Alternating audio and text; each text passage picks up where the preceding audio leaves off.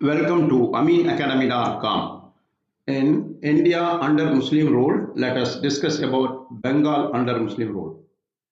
At the time of Muslim conquest, the greater part of Bengal was ruled by Hindu dynasty of the Sen family with its capital at Nadia, while Bihar was under a Buddhist dynasty of the Pal family. Bihar constituted the ancient kingdom of Magadha with its capital at Pataliputra. The Muslim conquest of Bengal was almost contemporaneous with the Muslim conquest of Hindustan, which was accomplished during the lifetime of Muizuddin Muhammad Ghori. In 1197 AD, one of his generals, Bakhis Bakhtiar Khilji, conquered Bihar and 2 years later advanced into Bengal. The last Sun king, named Lakshman, fled from his capital, and thenceforth all Hindu resistance seemed to have ceased. In 1197 until 1340, Bengal was ruled by governors appointed by the Muslim emperors with their capital at Gaur or Lakshmanati. From 1340 to 1539, the governors asserted a precarious independence. They mostly had their capital at Gaur or in the neighboring cities of Padua and Tanda. From 1540 to 1576, Bengal was under the rule of the Pathan or Afghan dynasty. The Bengal was incorporated into the Mughal Empire by Akbar and administered by governors appointed by the Delhi Emperor. Akbar's Rajput governor, Man Singh, fixed his capital at Rajmahal on the Ganges, whence it was removed to Dhaka. In 1704, Murshid Quli Khan transferred it into Murshidabad. The Treaty of 1765 placed Bengal, Bihar and Orissa under the administration of the East India Company. During the period of earlier 562 years, from 1203 to 1765, there were 76 Muslim rulers in Bengal, either independent Nawabs or Nizams of the Delhi Emperor. Nazims of the Delhi Emperor. Of these, 16 were deputies appointed by the Khilji and Ghori sovereigns. 10 were independent Nawabs, while the rest were appointed by the Mughal emperors. Among the most were Afghans, Mughals, Iranis, and Arabs. In 1203, Bakhtiar Khilji was governor of Bengal under then Emperor of Delhi, Qutbuddin Aibak. He had been a courtier in the court of Gaur and one of the chief counselors of Shahabuddin. Since then, Bengal had been ruled by succession of Muslim rulers. In 1383, Saifuddin was succeeded by Sultan Shamsuddin. This later king was slain treacherously by one Raja Ganesh who claimed the throne for himself. Ganesh began to oppress his Muslim subjects, and many pious Muslims were slain by his order. Ganesh had his son converted into the Islamic faith and in 1392 installed him on the throne under the title of Jalaluddin. Pandua was at this time the chief city of the kingdom. Daud Khan, son of Sulaiman Khan, was the last Pathan king of Bengal. During the reign of Akbar, he was defeated, captured, and slain by Jahan Khan. From this time forth, Bengal passed completely under the dominion of the Mughal dynasty, and Arab or Turanian governors were appointed from Delhi to rule over the province. About this time, and especially during the administration of Shaista Khan, many notable Muslim gentlemen came to make their permanent residence in Bengal. Many of them received jaigiris from Shaista Khan. The invasion of Nadir Shah took place during the government of Shahabuddin Muhammad Sujauddin Muhammad Khan. Delhi and many other towns of northern India were looted on this occasion, and the inhabitants of those parts fled in large numbers of Bengal in order to place themselves under Shuja Khan's protection. Shuja received these immigrants with great hospitality. Hooghly was at this time the chief port of Bengal, and pious Muslims who went on pilgrimage to Mecca and other holy places took ship from this port. And then from Iraq, Arabia, Khorasan, and Egypt, who came to India, also used to disembark at this port.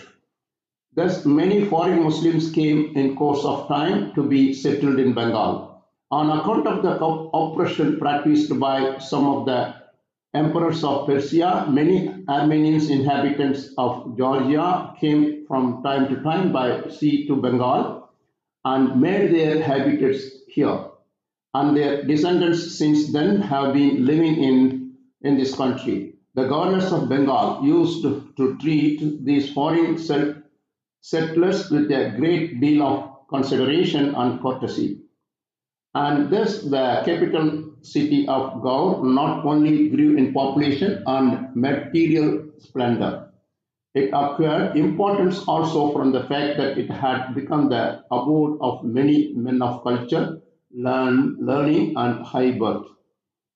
Gaur, Pandua, Rajmahal, Dhaka, and Murshidabad were at one time or other the capitals of Muslim Bengal. Hence, we find a large Muslim population in these cities. Now we'll discuss further about Bengal under Muslim rule. First, we talk about the chronology of Muslim rule in Bengal as follows. First, 1204, the Bakhtiyar Khilji, a general from the Ghurid Empire, led a military campaign to capture Gauda from the Sena dynasty. This marked the beginning of Muslim rule in Bengal. In 1352, Shamsuddin Ilyas Shah established the Bengal Sultanate, the first Muslim state in Bengal. In 1576 to 1765, the Bengal was under Mughal rule and was known as Bengal Subah. The Mughals considered Bengal to be their most prized province. In 1757, British defeated the Muslim at Plassey, ending Muslim rule in Bengal. Some other rulers of Bengal includes Iwas Khalji. Under his rule, Bengal saw the development of its first naval force, flood defense system, and a connection to the Grand Trunk Road. Nasiruddin Mahmud, in 1227, he conquered Bengal from the Khiljis. Akbar, the Mughal emperor who developed the modern Bengali calendar. Bengal remained under Muslim rule until 1757, when Robert Clive of the East India Company defeated Nawab Siraj at the fateful Battle of Plassey. The subjugation of the Bengal by the British forces paved the way for the ultimate colonization of the Indian subcontinent. Now we'll talk about Sirajuddawla. Born in 1729, died 757, was the ruler or Nawab of Bengal, India, under the nominal suzerainty of the Mughal emperor. His reign marked the entry of Great Britain into India's internal affairs. The Nawab's attack on Calcutta, now Kolkata, resulted in the Black Hole of Calcutta incident, in which a number of English captives suffocated in a jail cell. Sirajuddawla became Nawab of Bengal on the death of his grand uncle Ali Wardi Khan in 1756. Faced with opposition to his succession from other family members, he was also troubled by the fortification of Calcutta undertaken without his permission by the British East India Company. which supported his primary opponent, Rajab, Rajballah. Although Sirajuddawla succeeded in removing threats from rival claimants, the British governor of Calcutta continued to defy his request to cease fortifying the city. Convinced that British would not comply, Sirajuddawla marched on the city, taking the English post at Qasim Bazar along the way. Shortly after he arrived on June 16, 1756, the governor, the majority of his staff, and number of British inhabitants fled Fort Williams for the safety of English ships in the harbor. After putting up a weak resistance, the fort surrendered in June 20, and on the night occurred the Black Hole incident. The Battle of Plassey. The Battle of Plassey was fought in northeastern India on 23rd June 1757. Troops of the British East India Company, led by Robert Clive, came up against the forces of Sirajuddawla, the last Nawab of Bengal, and his French allies. Battle of Plassey. Battle fought between troops of the British East India Company led by Robert Clive and forces led by Sirajuddawla, the last independent Nawab, ruler of Bengal, in June 23, 1757. A decisive victory for the British East India Company marked its transformation from a mere mercantile presence into military and political power in India, and the battle is often considered to be the starting point of British rule over the subcontinent. Background of this Plassey. The Mughal Empire, which had controlled most of the Indian subcontinent, was in a state of decline in 18th century following the death of the Emperor Aurangzeb. Bengal, one of the empire's richest provinces, had come under the hereditary rule of the Nawabs of Bengal. The position secured in 1717 the Murshid Quli Khan, formerly the Prime Minister of the Mughal Bengal province. Murshid Quli Khan shifted the capital to Murshidabad, named for himself. His descendants ruled over what became the de facto independent provinces. The British East India Company had arrived in India in 17th century after being given a royal charter in 1600 to pursue trade in the East Indias that include the right to form its own army. By the middle of the 18th century, it had established a strong military presence in India. In the Bengal region, it had a strong garrison in place of Fort William in Calcutta, now in Kolkata. The British were then in conflict with the French East India Company, which had a similar remit. From 1746, the rival companies fought the Carnatic Wars for advantage in southeastern India and sought influence over local rulers throughout the subcontinent. The Battle of Plassey, considered to be part of the global 7 Years' War, was a continuation of Franco-British imperial competitions, and it marked a decisive British victory, contributing to the decline of the French East India Company.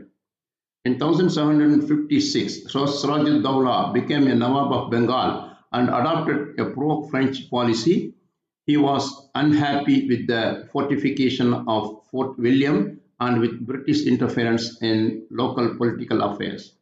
The Nawab captured Calcutta and Fort Williams that year and infamously had 146 British prisoners confined in a small, cramped dungeon where, according to one prisoner, 1,123 of them died of suffocation and dehydration. The incident, known as the Black Hole of Calcutta, was used by the British as a justification for revenge.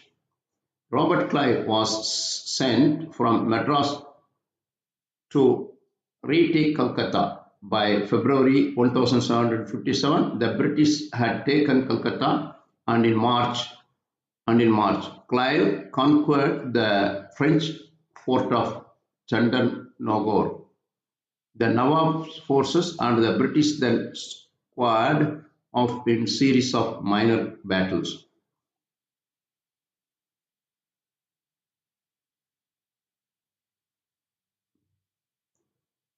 Clive advanced on the Nawab's capital, Murshidabad, and faced the Nawab's army of 50,000 men, including 16,000 cavalry and French officered force of some 50 field guns. Clive's army was much smaller, consisting of only 3,000 men, which included 2,100 Indian soldiers, that is, Sepoys, and about 800 Europeans with only 10 field guns, but Clive had an ass up his sleeve. Yeah, the vastly rich Jagat Seth banking family of Bengal, which had previously supported the Nawabs, feared the stoppage of the lucrative European trade in the event of the Nawab's victory, and hence they threw in their lot with the British. Together, Clive and the Jagat Siths succeeded in turning Mir Jafar, one of the Nawab's commanders, to their side with the promise of making him to next Nawabs of Bengal. Clive was also favored by the weather. The two armies faced each other near the village of Plassey. Early artillery exchanges did not amount to much, and then heavy downpour took place. The British quickly covered the powder for their guns with the tarpaulins, but the Nawab's army failed to do so, rendering the powder for its gun useless. Assuming that the same fate had befallen the British, the Nawab ordered his cavalry to charge. They were met with an artillery barrage, causing the attackers to panic. At this point, Mir Jafar refused to participate further in the battle, leaving one of the Nawab's flanks open. As the Nawab's troops, under cannon fire, fell back, they left their artillery exposed, allowing the British to capture it. The British then bombarded the Nawab's remaining positions without reply, and the tide of the battle turned. Sirajuddawla fled the battlefield but was captured by troops loyal to Mir Jafar and imprisoned before eventually being executed.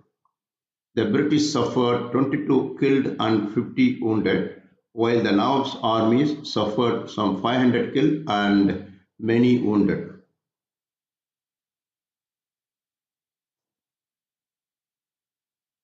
So far, we discussed about rule under Muslims in Bengal. We have done. Please subscribe our YouTube channel.